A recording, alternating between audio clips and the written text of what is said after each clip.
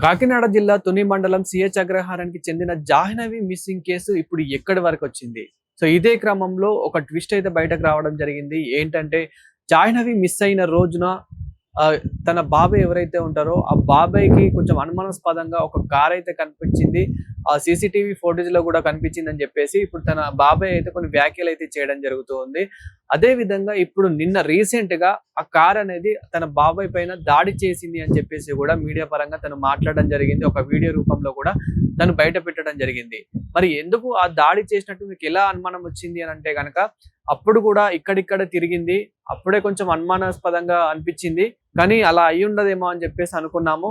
ఇప్పుడు తీరా చూస్తే అది నా పైన ర్యాష్‌గా రావడము, నా పైన దాడి చేయడము, అది ఆగకుండా వెళ్ళడము, అంతే కాకుండా దానికి నంబర్ ప్లేట్ కూడా లేదు అని చెప్పేసి కూడా తను కొన్ని వ్యాఖ్యలైతే చేయడం జరిగింది. ఇది తెలుసుకున్న పోలీసులు ఇప్పుడైతే దర్యాప్తు చేస్తూ ఉన్నారు. మరి ఆ కార్ ఎక్కడి నుంచి వచ్చింది? ఆ కార్ ఓనర్ ఎవరు? ఆ కార్ ఎక్కడికి వెళ్ళింది? ఇప్పుడు సీసీటీవీ ఫుటేజ్‌లో అది ఎక్కడైనా ఇంకా క్యాప్చర్ అయిందా? ఎక్కడైనా అది రికార్డ్ అయ్యిందా? అని చెప్పేసి రికార్డ్ చేస్తూ ఉన్నారు. బాబాయ్ కూడా వాళ్ళని నేను మళ్ళీ చూస్తే గుర్తుపడతాను. ఆ కార్‌ని డిట్టో నేను గుర్తుపెట్టుకున్నాను. కార్ నంబర్ కూడా చూసే ప్రయత్నం చేశాను కానీ, ఆ కార్ నంబర్ కూడా అసలు లేదు. కార్‌కి బ్యాక్ సైడ్ అయితే నంబర్ లేదు. నన్ను గుద్దేసి ర్యాష్‌గా వెళ్ళిపోయింది. కొంచెం లక్కుండి నేను కొంచెం బ్రతికిపోయాను. కానీ నన్ను చంపుదామనే చూసారు. ఏదో చేద్దామని చూసారని చెప్పేసి వాళ్ళ బాబాయ్ అయితే కొన్ని కామెంట్స్ చేయడం జరిగింది. ఇదే క్రమంలో వైఎస్ జగన్ కూడా ఒక ట్వీట్ అయితే చేయడం జరిగింది. ఆ ట్వీట్ కూడా ఇప్పుడు సోషల్ మీడియాలో చాలా వైరల్ అవుతూ ఉంది. పాప మిస్ అయ్యి ఇప్పటికే దాదాపు నెల రోజులు గడిచింది. ఇప్పటికీ అసలు ప్రభుత్వం ఏం చేస్తూ ఉంది? ఒక చిన్నారిని కూడా మీరు పట్టుకోలేకపోతున్నారు. ప్రజలను ఏం కాపాడతారు ఇప్పుడున్న ప్రభుత్వం అని చెప్పేసి తన ట్వీట్ ద్వారా ప్రశ్నించడం అయితే జరిగింది. అంతేకాకుండా వాళ్ళ తండ్రి ఫోటోలు పట్టుకొని ప్రతి గ్రామాన ఊరూరా ప్రతి ఇంటింటా తిరుగుతూ ఉన్నాడు. వాళ్ళ తల్లిదండ్రుల ఆవేదన చూస్తే కొంచెం కూడా బాధ అనిపిస్తలేదా? అసలు ప్రభుత్వం ఏం చేస్తుందని చెప్పేసి కూడా అతని ట్వీట్ ద్వారా ఒక ట్వీట్ అయితే చేయడం జరిగింది. ఇప్పటికే నెల రోజులైతే గడిచింది. పోలీసులు కూడా దాదాపు గాలిస్తూనే ఉన్నారు. మొదటి నుంచి మనం చూసుకుంటే గనక ఏదైతే సిహెచ్ అగ్రహారంలో వాళ్ళు పామాయిల్ తోటలో ఏదైతే వాళ్ళ ఇల్లుందో వాళ్ళ ఇంటి పరిధిలో గానివ్వండి, ఆ పామాయిల్ తోట పరిధిలో గానివ్వండి, తర్వాత ఆ గుట్టలు గానివ్వండి, ఆ కొండలు గానివ్వండి, ఏవైతే 500 నుంచి 1000 ఎకరాలు ఏదైతే ఉందో ఆ పరిధిలో పోలీసులొచ్చి దాదాపు 200 మంది పోలీసులు ప్రతి బృందాలుగా విడిపోయి ప్రతిరోజు వెతకడం జరిగింది. అయినప్పటికీ దొరకకపోయేసరికి ఎన్‌డీఆర్‌ఎఫ్ గానివ్వండి, ఎస్‌డీఆర్‌ఎఫ్ బృందాలని సహాయంతో దాదాపు అంటే 1000 మంది సిబ్బందితో వాళ్ళ బంధుమిత్రులతో వాళ్ళ గ్రామ సభ్యులతో ప్రతి ఒక్కరు చెట్టున పుట్టన గాలించారు. ప్రతి గ్రామంన గాలించారు. అయినప్పటికీ జాహ్నవి ఆచూకీ ఏమాత్రం దొరకలేదు.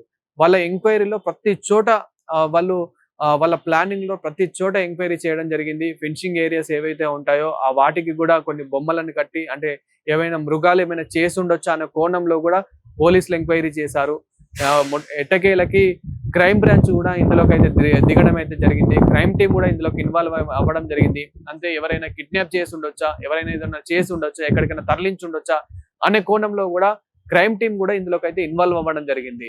సో క్రైమ్ టీమ్ కూడా ఇందులోకి ఇన్వాల్వ్ అయ్యి ఎవరైతే ఆ జీడి గింజలు ఏరుకునేందుకు ఎవరైతే ఆ వర్కర్స్ వస్తారో, ఆ పని వాళ్ళు ఎవరైతే ఉంటారో వాళ్ళని కూడా ఎంక్వైరీ చేయడం జరిగింది. ప్రతి ఇంటింటిన వెళ్లి ప్రతి చోట అమ్మాయి ఇప్పుడు ఎవరైతే జాహ్నవి జ్ఞానేశ్వరి అమ్మాయి పాప ఎవరైతే ఉందో ఆ పాప డీటెయిల్స్ కూడా కనుక్కోవడం జరిగింది. పాప ఎక్కడైనా ఉందా? అనుమానాస్పదంగా ఎక్కడైనా కనిపిస్తుందా? అని చెప్పేసి కూడా ఎంక్వైరీ చేయడం. ఇదే క్రమంలో కొందరు ట్వీట్లు కూడా చేశారు. సేమ్ పాపలాగే నాకు ఇక్కడ కనిపించింది, అక్కడ కనిపించింది అంటూ ఒకరు రాజమండ్రి బస్సులో కనిపించింది నాకు అని చెప్పేసి ఇలా ట్వీట్లు కూడా చేశారు.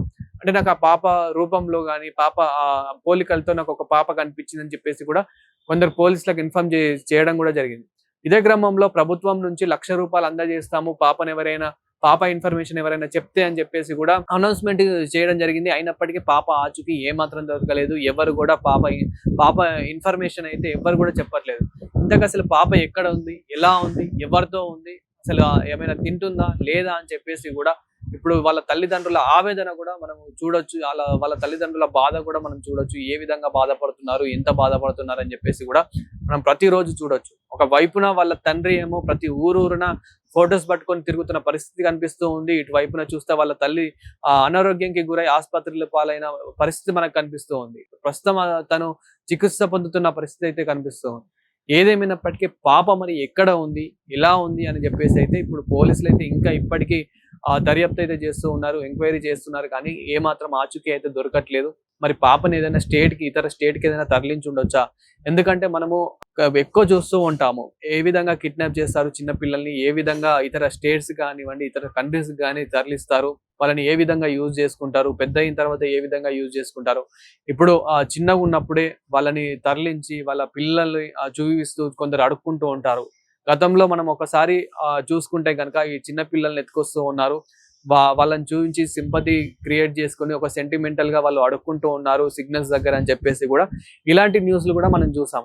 ఆ కోణంలో కూడా ఇప్పుడు పోలీసులు అయితే ఎంక్వైరీ చేయాలి. ఎందుకంటే ఇప్పటికే వాళ్ళు దాదాపు తుని మండలం మొత్తం ఎంక్వైరీ చేశారు, దాని తర్వాత కాకినాడ డిస్ట్రిక్ట్ అంతా ఎంక్వైరీ చేశారు, ఆంధ్రప్రదేశ్ మొత్తం జల్లడబట్టారనే చెప్పాలి. అయినప్పటికీ జాహ్నవి ఆచూకీ మాత్రం దొరకట్లేదు. ఇప్పుడు తీరా చూస్తే అంటే హైదరాబాద్ కానివ్వండి, బెంగళూరు కానీ, ముంబై కానీ ఇలాంటి పలు ఏరియాలలో కూడా ఏమైనా తరలించారా? లేదు. మరి కార్ ఎవరిది? ముఖ్యంగా ఈ కార్ ఎందుకు దాడి చేసింది? ఆ రోజే అక్కడ ఎందుకు ఉంది? ఇప్పుడు దాదాపు నెల రోజులు గడిచింది. సో జాహ్నవి ఎప్పుడైతే మిస్ అయ్యిందో ఆ రోజు కార్ అక్కడే ఉందని చెప్పేసి వాళ్ళ బాబాయ్ అయితే చెప్తున్నాడు. కాబట్టి అక్కడ ఏం చేసింది ఆ కార్? మళ్ళీ ఆ కార్ అక్కడ నుంచి ఎక్కడెక్కడికి వెళ్ళింది? ఇప్పుడు మనం ఒకసారి జాహ్నవి విషయానికి వస్తే కనుక పాపని దాచిపెట్టి ఉండొచ్చు ఎక్కడైనా. అంటే ఈ కోణంలో కూడా ఆలోచనలు వస్తూ ఉన్నాయి, ఈ కోణంలో కూడా అనుమానాలు వ్యక్తం అవుతూ ఉన్నాయి. కానీ కారు మాత్రం కంపల్సరీ ఎక్కడికి వెళ్ళినా కానీ పెట్రోల్ డీజిల్ అనేది కొట్టించుకోవాలి, ఫ్యూయల్ అనేది మాత్రం కంపల్సరీ నింపించుకోవాలి. కాబట్టి మరి ఈ జాహ్నవి ఇప్పుడు కార్ ఏదైతే కంపల్సరీ ఫ్యూయల్ స్టేషన్స్ కి వెళ్ళాలి కాబట్టి, సో ఆ ఫ్యూయల్ స్టేషన్స్ లో కూడా సీసీ కెమెరాలు ఉంటాయి కాబట్టి ప్రతి ఫ్యూయల్ స్టేషన్స్ లో ఈ సీసీటీవీ ఫోటేజ్ అనేది ఎంక్వైరీ చేయాలి, సీసీటీవీ ఫోటేజ్ అనేది చెక్ చేయాలి. ఎందుకనంటే కనుక అక్కడ కూడా వాళ్ళ ఇన్ఫర్మేషన్ అనేది అక్కడ కూడా వాళ్ళు చెప్తారు కాబట్టి, అందులో పనిచేసే వాళ్ళు కూడా మాకు ఇలాంటి కార్ కనిపించింది అని చెప్పేసి వాళ్ళు కూడా చెప్తారు. కాబట్టి ఇలా ఈ కోణంలో కూడా మరి ఎంక్వైరీ చేస్తూ ఉన్నారా? తొందరలోనే మేము పట్టుకుంటామని చెప్పేసి కూడా పోలీసులు అయితే వాళ్ళ తల్లి గారికి అయితే ఒక హామీ ఇస్తూ ఉన్నారు, వాళ్ళ తల్లికి అయితే ఒక ధైర్యం చెప్తూ ఉన్నారు. కానీ ఇప్పటికే నెల రోజులు గడిచింది కాబట్టి మరి పాప మాత్రం ఏమాత్రం కనిపించట్లేదు. ఏదేమైనప్పటికీ ఈ కార్ మీద మాత్రం కొన్ని అనుమానాలు అయితే వ్యక్తం అవుతూ ఉన్నాయి. కార్ వచ్చేసి కూడా కియా కార్ అంటున్నారు. అదే విధంగా వెనుక అయితే నెంబర్ లేదని చెప్పేసి అయితే చెప్తూ ఉన్నారు. ఒక వైపున జగన్ కూడా కామెంట్స్ చేసిన పరిస్థితి అయితే కనిపిస్తూ ఉంది.